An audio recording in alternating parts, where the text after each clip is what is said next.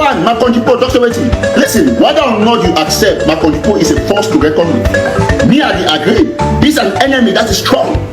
So we got to be technical to what they do. We thank my country people for the wonderful job. Now, we'll go ahead. I am being joined, ladies and gentlemen, for the first time here on set by Comrade John Akwara, and he is here so we can do justice on this subject. Good to have you, sir. Nice being on your set, Chris. It's my pleasure, and I'd like to take this opportunity to extend hearty regards to the people of the Southern Cameroons, to the people of Ambazonia, and I really want to, congratulate all our people, especially those on ground zero, for continuing to hold very tight, for continuing to hold the front lines. I also want to extend special regards to those in the diaspora who have refused to, stand on the sidelines and watch how our people are being decimated. Those who have decided that they will be in the independence train all the way onto that great day where we will scream with very loud voices, free, free, free, at last we are free. Because like it or not, Chris, for some who don't know it, we are definitely going to be free. Despite the machinations of the French and all of that, we are already so used to all those antics. And as we're going ahead in our discussion on this slot, I'm convinced that people will get more and more information to comfort them to the extent and effect that France is in a very bad shape in international politics right now. And that is why they will be so anxious to get something you will call a patched up affair. But that is definitely not going to work. The Southern Cameroonians, aka Ambazonians of today, are not those of 1961. And I guess that the French should already be very well aware of this. So I'm delighted to be here. Thank you for your invitation. Thank you for coming on, comrade. Professor Anyangwe was also supposed to be part of this. Unfortunately, he's got some technical issues, but he was supposed to be joining by way of audio. I don't know whether he is hearing us. Prof, if you can hear us, just make a signal over there. We will be able to hear your voice here. If we cannot see you, we can hear your voice if you are listening. But John, let me get back to you.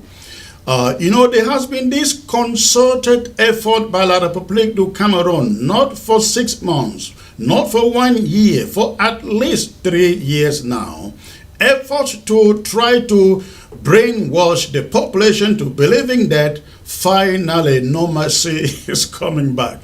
Finally, normalcy is coming back. But this normalcy continues to elude them. I don't know. What are you sampling from the people on the ground? Do they believe in this Cameroon's normalcy before we get to the French subject?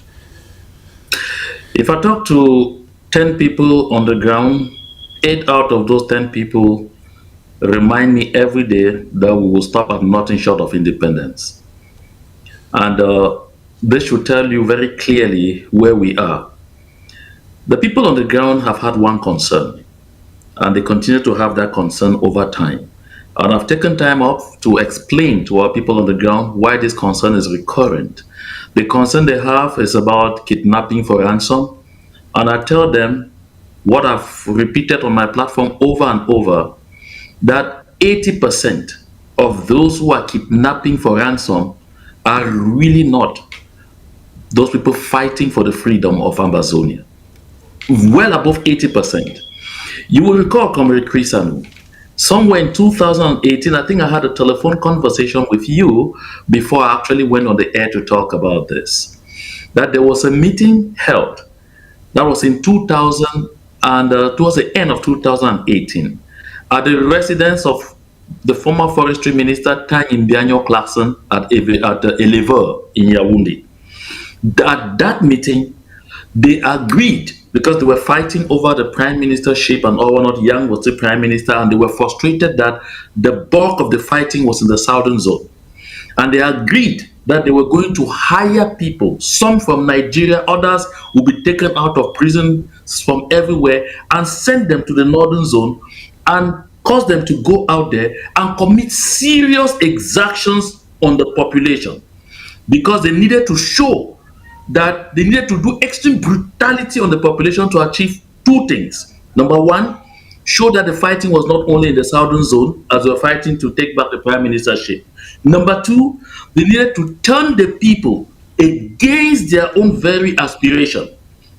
And so, therefore, you have noticed that in a lot of instances, when they have actually traced the numbers of those who are actually carrying out this kidnapping for ransom, it ends up that most of the time, the accomplices are soldiers of La République du Cameroon. So this kidnapping for ransom thing, and I mean, it's actually meant to cause the people a lot of pain, so that the people begin to say that it is better to remain with La République du Cameroon if this is what they will get with independence. Right. Unfortunately for them, with the so much education that we have conducted out there, and don't forget that John Frundi of blessed memory also said several times that a lot of the members of the CPDM crime syndicate have their own set of Amber Boys in quotes, whose role is to exact serious pain on the population to come back and tell them that, you see, these are very bad boys, they are not our boys. This thing of independence is a very bad thing. Let us stay where we are. This is a major campaign we should carry out and continue to press with our people to recognize this. Fortunately enough, there are a lot of moves being taken here and there to begin to capture and identify most of these kidnappers, because they are really not people involved in our liberation movement. We have seen a lot of videos of them on display. They are not of us. It is actually still a strategy by France through La République du Cameroun to discourage the people from fighting for what they stand for and for what they believe in. There is no such thing as normalcy. It doesn't exist. If there was normalcy, nobody will need to tell you that there is normalcy. They will not be struggling every time to say, let's at all costs, for Women's Day, they were doing everything. They wanted to stage a big demonstration in Bamenda. You and I saw what happened. Right. It's a struggle they have taken over the years. For 8 years, they've tried the same thing. Don't forget, Chris, La République du Cameroon is a system that lives and thrives in make-believe. They never live in the real world. So don't expect them at any time to talk about real things and real situations. They live in an imaginary world where all problems are solved by presidential decree and by hallelujah to Mr. Paul Biya. Right. Let's get back to this French subject. The French ambassador drive to Bamenda. Now, I have learned from somebody who was invited to that meeting that it wasn't only the French ambassador who was there, the Belgian ambassador was there, the German ambassador was there, the EU ambassador was there, then the Italian ambassador. They were all in company. They descend on Bamenda and tell the population they shouldn't worry. In the few months to come, there will be a resolution to the conflict and peace will return. I don't know, I would like to have your take on what you see there. To me, I have said I see it as a ploy for them to try to placate our people to come around, carry out their elections, and then after that everything goes back to normalcy. But more to there is more to that. But I'd like to get your take on what you interpret out of it.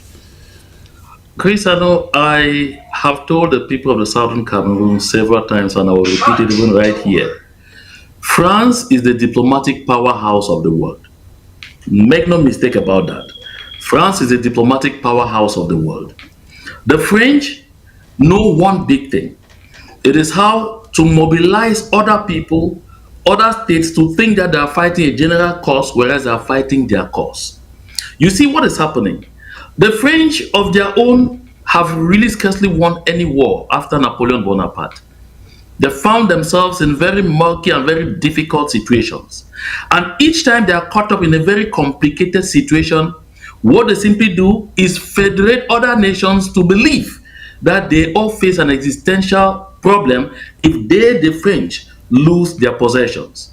So what is happening right now is France has generally used the presence of the United States of America as an ally to impose their will on the African continent. But today, France has lost Mali, they have lost Burkina Faso, they have lost Niger. Of course, Guinea had long left. Now they are noticing that Central African Republic is about three-quarter gone. They see that Chad is on its way. They tell themselves the situation in Cameroon is very dicey because Cameroon is locked in the Gulf of Guinea. And so, with the world order now seriously in question or seriously being likely redesigned, the French are now telling the European Union, the partners of the European Union, that if we make an error and France loses out in Cameroon, they must do everything to keep us within their column because Western Europe is now facing an existential problem. So that is what is on the table. If the people of the southern Cameroons get fooled at this point in time, then we want to be fooled. Because this is who the French are. Don't forget, the French have never pretended that they are our friends. They have never pretended. The French have always been very clear that they will stand against anything Ambazonia. Let's go down a bit quickly, down memory lane. One, in 1961, not only did France vote against independence for Ambazonia on the 21st of April, 1961, but the French mobilized all their colonies in Africa to vote against independence for southern Cameroons. Mali was the only country that decided to break away from the French. So France mobilized every country, including La République du Cameroun, with which we were achieving independence, to join to vote against independence for the southern Cameroons. Don't forget also that it was the French, because of the discovery of oil in southern Cameroons, who insisted on with Amadou Ahidjo to hasten the end of the federal system, to give them unfettered access to our land.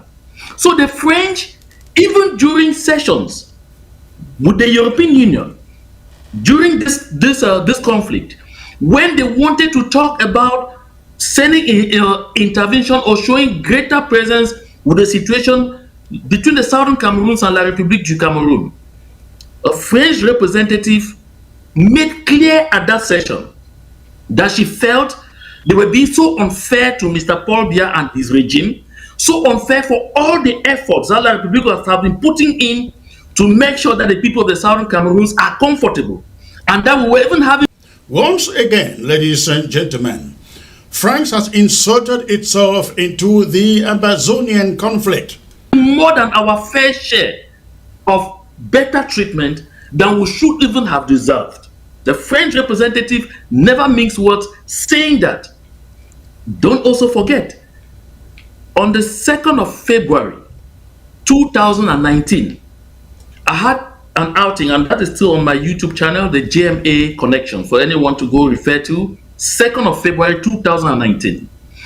I had information right from the presidency in Yaoundé that the French were going to come in to try and distract us in the name of mediation through the Swiss. That was long before the Swiss came in. There are too many things that the French have done to try and frustrate our liberation movement. So when you see France now come today, and put it in your head, Chris, France is party to this war. Of course. France is not an observer. It's not just a foreign nation. France is a party to this war. Yeah. Because this war in Ambazonia is actually a French proxy war being fought by La République du Cameroun. Once you already know, therefore, that the war that we are facing, the genocide in Ambazonia, is a French proxy genocide exercise, then you should understand that nothing good can ever come out of France. I like to refer you to the tweets by our good friend Honorable Tibonagi, who pointed out several times that if what is happening to the people of the southern Cameroons were happening, just 100 of it were happening to the people of Quebec in Canada, the French will be on every rooftop screaming. That's because they consider the Quebecois human beings. Yeah. But the French see the people of Ambazonia as either subhumans or animals that only need to be treated as slaves. So to your point, very clearly, nothing good, nothing at all should be expected from France. Anyone going to sit in any peace talks or anything championed by France, you are simply insane. Rather than going to sit for anything that is peace talks or whatever championed by France, just surrender. Because that is another word for total surrender. The French today are faced with an existential crisis with their presence on the international scene. So they will mobilize, bring people from the European Union, bring people from there and there to parade before us a mirage, to have that feeling that everyone is against us. If we don't accept what is on offer, we are going to have it very rough. Make no mistake, the international order is about to change. And the French know that it will change and it will not favor them. Well, I think it is already changing for as long as the French. I think it is already changes. It is already changing for as long as the French are concerned. Because look at Africa. How many countries have kicked out the French army? The Ivorians have. The Senegalese have. Mali, Burkina Faso, Guinea. They are kicking out the French, and I think the French should be very worried that if they do not support Ambazonia, they are also going to lose in Cameroon, because Cameroon offers them basically nothing. Their breadbasket in Cameroon is Ambazonia. And you made a mistake there, Chris. Okay. I just want to jump in very quickly. Don't say that the French thought that if they don't support Ambazonia, the French are not supporting Ambazonia. Of course, will not support Ambazonia. But they can change their mind, will right? never support Ambazonia. Yes. The French can only come in to create illusions in the minds of southern Cameroonians so as to keep them under La République du Cameroun so they can continue to have unfettered access to our resources. That is all the French want. The French know clearly that the day we have completely kicked La République du Cameroun out of our land, for them to have access to our resources, they will have to do fair deals, clear deals. But from La République du Cameroun, they own, they take it.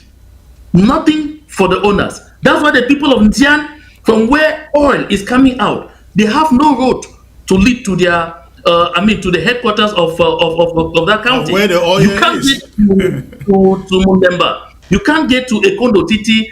La République's figurehead Prime Minister, John Gute Joseph, can't even get to his village of Gogongo very easily from Kumba. This is the truth. So the French can never ever help or stand for Ambazonia. Never dream it. Cancel those words. In relation to France, look at it always as poison. So if the French stand ahead of anything, shake your shoulder and move on. This has to be very clear to our people. Yeah, no, you are absolutely on point there. The question is, where have the French been? Now, do not forget, suddenly they show up and they want us to believe they now care for Ambazonians, and they are doing everything to see that peace returns. But they forget to remember that the weapons that Cameroon is using to kill our people, slaughter our people, they supplied it. They are providing Cameroon with the money that Cameroon is using to fund this war. I don't know, how do they think that we can believe in what they are saying? Chris, I know you recall I did a show on the GMA Connections in which I talked about, I produced a very secret document from the Betty clan, which talked about what they call la stratégie de conservation du pouvoir. And in that document, they talked about their stranglehold on the southern Cameroons. And they mentioned clearly, it was written in bold, that they have the French support 100%. They can do anything in the southern Cameroons and they have the French backing. I'll give you evidence. When the United States of America in 2019, and that was during President Trump's reign, President Trump's first term, Yeah. decided and forced through that the situation in the southern Cameroons needed to be discussed at least at the UN Security Council. You recall who opposed? Who do you recall? Who opposed the most? France. And when finally they pushed it in through the Ariel system, you recall who watered down, who struggled to water down everything? France. Right. So the French dangled the possibility of pulling out their veto if the Americans push through to have the situation in the southern Cameroons discussed as a standalone item at the UN Security Council with a resolution. So it must be clear, therefore, to all Ambazonians, the French are the real enemy. Don't ask the question, where have the French been? The French have never hidden. They have been in plain sight. They have been operating and acting in plain sight, clearly ensuring that our people are crushed. We have the French, they even have people in Yaoundé who are working with them round the clock to ensure that Ambazonians are killed in droves, in many numbers. The policy that La République du Cameroun is using in Ambazonia, burning down houses, carrying out collective punishment, is a French policy. The scorched earth policy is a French policy. It's with advice from France. When we scream, they say ICC, this and that. The Cameroonians tell you, how will you pass to take them to the International Criminal Court with France there? So La République du Cameroun has never pretended that they can carry out all kind of evil exactions, roast people alive in the southern Cameroons, and go with it, because France, on whose behalf they are fighting, has the veto power at the UN Security Council. Will cover their tracks. Will be there to make sure nothing ever happens to them, to any of them. You see the things that La République du Cameroun is doing in Ambazonia. They are worse than what the Russians are doing on the Ukrainians. But you see the French shouting on every rooftop, mobilizing people to push back Russia, but at the same time providing all the weaponry possible for La République du Cameroun to crush the people of Ambazonia. How do you call that? So I'd like our people to know, they should bear this in mind always. The French are responsible for our predicament. They are responsible for our predicament. It is the French who in 1992 gave backing to La République's government to make sure Mr. Frundi, who won the presidential election, should never be president. Yeah. So the French don't make any mystery about it. While in Canada, they do everything to ensure that power rotation and power alternation takes place between English-speaking Canada and French-speaking Canada, which is Quebec. And what do Quebecois represent in the Canadian population? A much tinier fraction than the people of the southern Cameroons represent in the conglomeration with La République du Cameroun. How many times have there been referendum or referenda in Canada for independence? Right. At least twice. Pushed by the French. Yeah. And each time the people have refused to be independent because of the way they are treated by the majority English-speaking Canadians. But the French cannot extend that to you. They cannot accept that you should have that free and fair referendum organized in the southern Cameroons, because they know what medicine is being served to the people of the southern Cameroons, because they consider even that the people of the southern Cameroons are not human beings, that we are only fit enough to be slaves. So one thing our people therefore should listen. Anyone sitting in any meeting with the French, commandeering it to discuss the southern Cameroons, has no business to do with the southern Cameroons. You don't have the interests of the people of the southern Cameroons at heart, because you can't be a party and a judge at the same time. That doesn't happen. Yeah. It has never happened. Yeah. The one thing our people need to bear in mind, especially us in the diaspora, we need to continue to support our people on ground zero, to continue to resist. The will of the people must come to pass. That is why every now and then I'm enthused with the calls I get from the civilian population, because they make clear that this is all the way to the end. How many times do you have to come back here to remind people that Monday is a traditional ghost town? You don't need to. La République du Cameroon has deployed all sorts of strategies to kill it, because that is the most visible form of civilian resistance. It hasn't worked. This is because over 98% of our people want absolute independence. Comrade Chris, never forget to reference the survey conducted by the late venerated Christian Cardinal Toomey on ground zero, because that survey did not involve people in the diaspora, at which 69% of the population wrote it.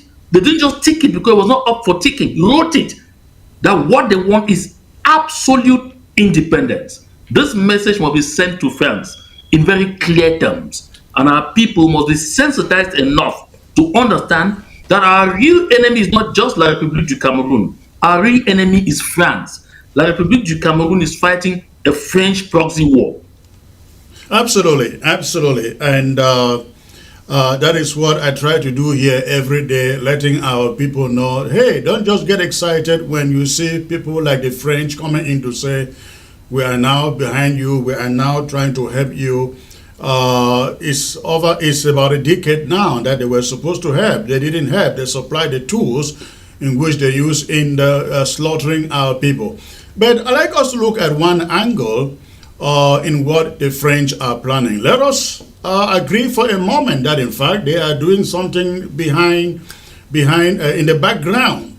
Let's look at the situation where the French gather some federalists, possibly some of those in prison, some of those leaders in prison, maybe promise them some positions in a federal republic of Cameroon of 20 states or 10 states or 15 states, whatever, and they emerge from there saying, no, let me hold on to that. What do you think of that scenario? Do you think it holds water, where they handpicked a few federalists or some people like maybe the Capo down here of Ambazonia and get them sit on the table as independentists, and they come up with a ceasefire and a release of prisoners and a promise of position to some prisoners, and then they say finally the peace is solved. Do you think that holds water? Let me tell you something. There are two scenarios here. The first scenario is, one, they try that kind of attempt, gather some people like you're saying, and the people come out and say, okay, this is what we have agreed, this is what we're bringing to you, this is what we are bringing to you. It will end like the Grand National monologue. I'll tell you why. Did they not have Southern Cameroonians in the hall there? Have you forgotten that the chairperson of what they call the decentralization committee was the Ngole Philip Ngwese, who is now the High Commissioner to Canada? Ngole Philip Ngwese. They were English speaking. They had a lot of our people there, and they said, we are giving special status. Now the first question that you ask, because I saw Barrister Agbobala asking the same question, but where is the special status? Let me tell you, the French will never ever give you anything, because when I use give, it's an abusive language. There's not supposed to be giving and all of this. They will never ever do anything for you which is in your interest. That one will never happen. So take that from me. And so what the French would likely do in that kind of case is just gather that kind of group of people, ask them to make declarations, and they say that these people have now declared any person who was not among these people does not speak on behalf of the people of the Southern Cameroons. Any further actions by these people will be regarded as terrorist actions, and will Christian these people a band of terrorists, and will deal with them accordingly. Right. Let me tell you that they have tried that in other places. It hasn't worked.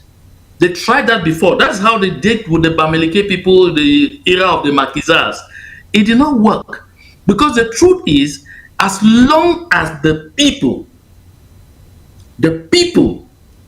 want what they want and stay by what they want, you are definitely not going to get success. This is very clear. And then you're talking ceasefire. How do people who keep saying that they don't want fire, they have never ignited fire, ceasefire, which fire are they seizing? Which fire would they be seizing? Because I like to know. Those so-called federalists that you talk about, and all those members of the CPDM crime syndicate that they will gather to come and say they are declaring a ceasefire. Which fire are they seizing? Because they are not fighting. So if you are not fighting, which fire are you seizing? So I think that the French forget that in the era of globalization, especially globalization of communication, where the social media is today even much faster in communicating than the traditional media, it will be very complicated to stage such an act and go away with it. The French have an arduous task. They should first of all begin by solving the succession problem in La République du Cameroon, because even that one is going to be more than them. They themselves have observed that it's going to be absolutely more than them. But I want us to look at this, comrade. Look at this. If the French succeed to bring in the European Union, the European Union, that is Germany, Belgium, Italy, Spain, into any agreement they reach with the proxies and the apologies, they succeed to gather together in the name of a peace conference. The danger there is the U.S. may just say, okay, you guys in the diaspora, go and listen to what your brothers have decided. There have been a peace agreement. We can no longer support you sitting in the diaspora and trying to destabilize a country or a government. Don't you think that is dangerous on our part? I think we lost Comrade John. I think he is frozen. I hope that he will quickly get back on the line. Let's see. Let's hope that he gets back and the lines are good at his end. So, but ladies and gentlemen, because we have to look at this scenario very critically if you are an independent seeking Ambazonian. And we have to think and strategize with the knowledge that we gain out of this. The French will go gather the European Union. Okay, I think John is back. So, comrade, I was making a point here. Consider this situation where the French gather the European Union, that is the Belgians, the Germans, the Italians, the Spanish, and all of the composition that is the European Union, and get their support, and they sit down maybe in Boya or in Douala, Yaoundé or Bamenda, and come up with a resolution that calls for a ceasefire with these our other comrades on the table. Now, my fear is you have a situation where in the diaspora, governments like the USA can say, well, we can no longer allow you to sit here and destabilize a country or a government because there has been a peace settlement. And you know the ability of the French to prevail on the Americans. We all know this game is a game of interest, this sphere of interest and of influence. And America knows Cameroon is a sphere of influence for the French. Don't you see that danger there? No, I think you are making it sound so easy. It's not as easy as it sounds. Let me draw your attention to this. Don't forget that France's sphere of influence in Africa is today being attacked by other actors. It will no longer be just an affair of the European Union. When Niger was going, France had the ear of the American government. Of course, France had the ears of President Joe Biden. But you notice that the American government refused to intervene. The American government refused to intervene. They observed. The French did everything, mobilized ECOWAS, did all kind of things, played all kind of charades in all corners and all whatnot, used ECOWAS to give ultimatum upon ultimatum upon all of that. It did not work. It did not work. Why didn't it work? Because the American government had learned its lesson from what happened in Libya.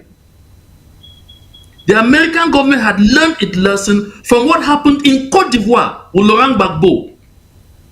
And so, the French can no longer take the American government for a ride. And don't forget, despite all the screaming and the shouting and all of those things, whether the French like it or not, the global order is changing. It's no longer possible for France to stage those kind of things.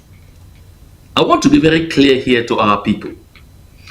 Let's not create a monstrous image in our minds, and we base our attention on watching this monstrous image and getting frightened.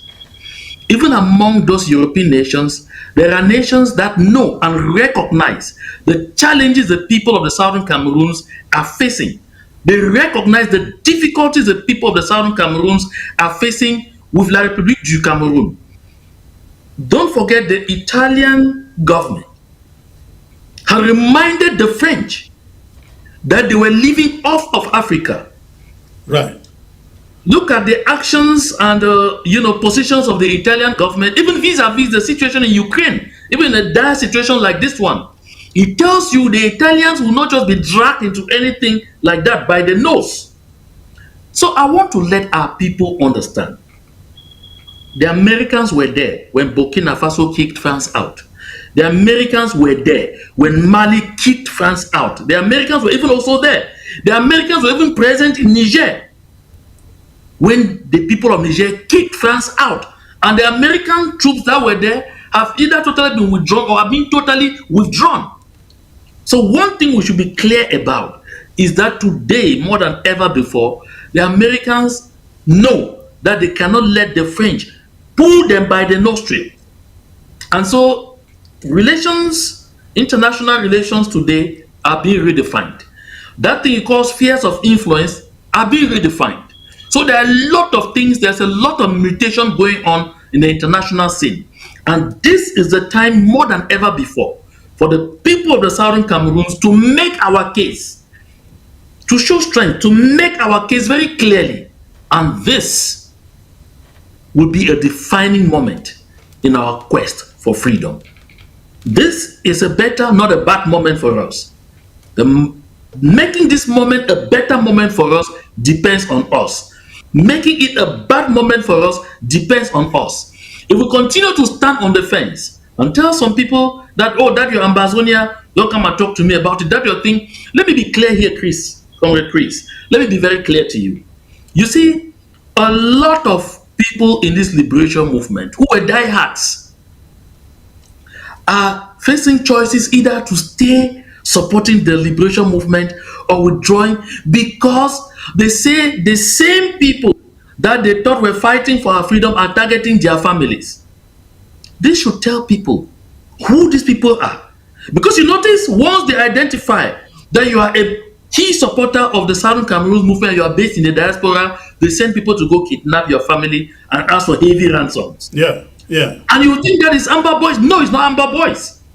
These are people who are controlled by people like Fu Jonathan Mojengni, who are controlled by Atanga Ponji, who are controlled by Fortabe Tando, who are by all of those people. Those members of the CPDM crime syndicate are the ones controlling those people. And so to make sure that you and I turn our attention from what we really believe in, from the freedom we seek, they make sure they bring pain upon us and give us the impression that that pain that we are feeling is inflicted upon us by the same people who are supposed to be fighting to free our land. This is a dynamic that we might not have communicated on so much for our people to take note of. But it is a very important dynamic our people must know. All of these are French tactics. These are all French strategies. Some of our people are falling for it. If we really say we want freedom, We want to stand for this freedom all the way to the end. We have to bear this in mind. If you are not touched, you see, they identify them. Look at what happens, even on ground zero, they identify, but they suspect. If they suspect that you may have some light sympathy for the independence of the people of the southern Cameroons, people will come and kidnap you. You look at what happened to Justin Chang in Bamenda lately. Yeah. They will tell you that they were amber boys who were kidnapped, but he had been living downtown. The question in the minds of the Republic of Cameroon and the CPDM, members of the CPDM crime syndicate was, why is he living downtown freely? If he's living downtown freely, when most of them are hiding up station and can come down in armored cars, it means he is a supporter of the cause. It means he is supporting the boys. It means the boys know him. So they have to send people to go and capture him. So that it turns out that, you see, the boys have wounded him. Whereas it's nothing about that. Our people don't target our people. Our people are focused on seeking independence for our land. I am with the civil society.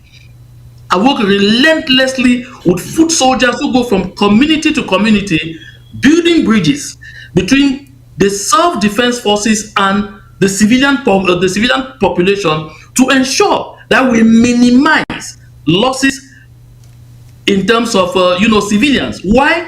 Because we understand from the civil society viewpoint that where there is discord, a lot of our civilian population die for nothing, die in crossfire for nothing. They are set up either by dubious elites who want to use them to achieve some aims and have political appointments, or set up by those who want to maintain their positions, or set up by those who want to get an ascendancy. So we make sure we build them to understand that don't get involved.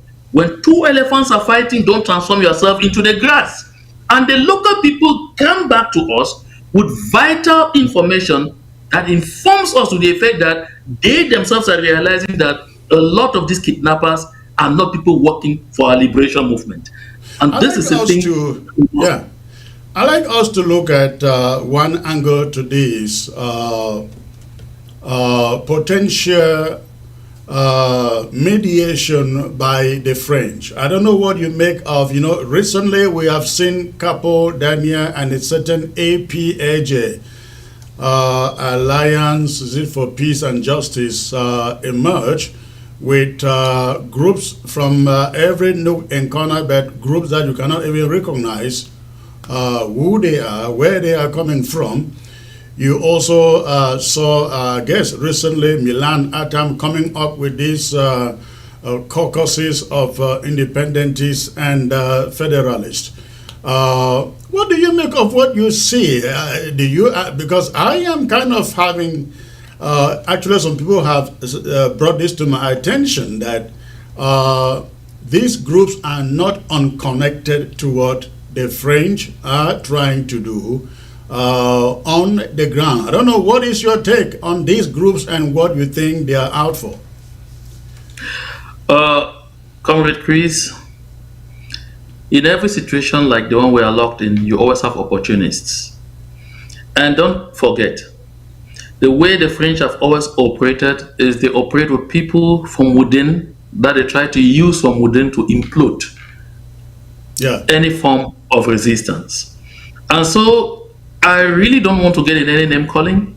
Long story short, our people know who their shepherds are, and the shepherds know their people.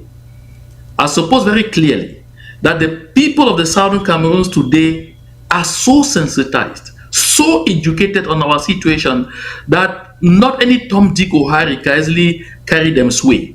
You may have a few who get confused, but before the sun goes down, they will meet one or two others who will bring them back to the fold by quiet education. The job for our liberation movement was not done today. I think La République du Cameroun and France get misguided when they think that this whole movement started in 2016. It did not start in 2016. Long before 2016, there had been some quiet sensitization ongoing by the SCNC, who understood the need to do calm mobilization. And, Pam Fongalamfo, Dr. Fongalamfo, wrote too many articles on daily basis that pushed the sales for English language newspapers. Don't forget, I was publisher of the Times Journal. And the Guardian Post, they may once in a while, shift in the other angle because they're looking for money. Yeah. But the Guardian Post did not even once in a while. I consider the Guardian Post did a great job for a long time before 2016, selling, educating the people on the situation in the southern Cameroons. When I started publishing, that was after the Guardian Post, we noticed that whenever the Guardian Post was published, it would get finished on the stands very fast. Why? Because on the cover page was always a story on the maltreatment of the people of the southern Cameroons. And so before long, most English language newspapers understood that that will be the story that sells. And so Pam Fongalamfo's articles were carried across the board. I recall at one point the Guardian Post actually ran a series entitled Cry the Anglophone Plight. And he ran that series for over 3 months. And you don't look at those things lightly. People were reading, photocopying, sharing. And before long, when the Times Journal joined, we intensified this. The Horizon came in and pushed it even further. There was The Voice, jumped in, and then eventually the Post, that was not paying too much attention to this in the interest of other stories, also realized it, and literally all the English language newspapers were now also making sure that focus on the cover page were stories relating to the plight of the people of the southern Cameroons. So in 2016, the southern Cameroons was already like a powder magazine. Someone just needed to strike the match. And of course, it came through the teachers and the lawyers, and then the formation of the consortium, and you have what you have today. So it's to tell you that at the core, the people did not just get up from nowhere and start supporting something they don't know. The people on the ground are far more educated about the plight of the people of the southern Cameroons and the need for independence and absolute freedom than those who are in the diaspora. Because those who have been in the diaspora for over 10, 15 years will never know the realities of what was going on the ground. And that is why you see that despite all the antics that La République du Cameroun has used on the ground, the victimization, the collective punishment, the everything, our people on the ground are remaining strong. They are holding tight, they are holding firm, because they, at the core, understand exactly what we are fighting for and the need to stand strong. And you recall when Honorable Wiba got to Parliament, it was the end of 2016, he now used that platform to amplify this further. And the simple words he used have remained ingrained in the memories of the people today. So our people on ground zero are the true champions and heroes and leaders of this liberation movement. Take it from me.